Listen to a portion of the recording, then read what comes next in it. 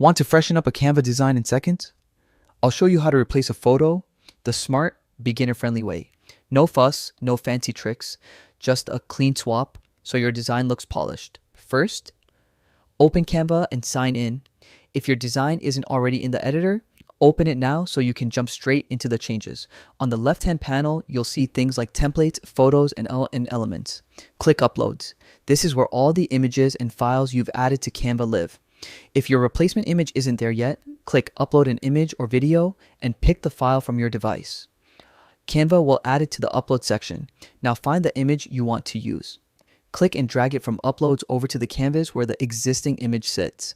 As you hover, Canva will highlight the area, let go, and your new photo will drop right in. That drag and drop is the simplest way to swap images, and it keeps your layout intact. If the new photo doesn't fit perfectly, no worries. Click the image once and use the corner handles to resize. Drag outward to enlarge, inward to shrink.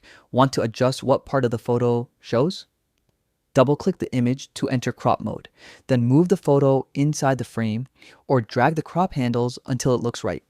Hit done or click outside the image to finish. Quick tip: if your image is inside a frame or shape, dragging the new image directly into that frame usually replaces it automatically and preserves the frame's shape. That's great for consistent layouts. Another small tip: use the alignment guides that appear when you move elements. They help keep things centered and tidy without eyeballing. Canva autosaves most of the time, but it's good practice to glance at the save indicator or click file greater than save so you're 100% sure your changes are stored. And that's it. A clean image replacement in a few easy moves. Keep experimenting with resizing and cropping until everything feels balanced. If this was helpful, give the video a like and subscribe for more quick Canva tricks. Want a deeper walkthrough of frames, masks, or batch image swaps? Tell me which one and I'll make it next. Thanks for watching. See you in the next tutorial.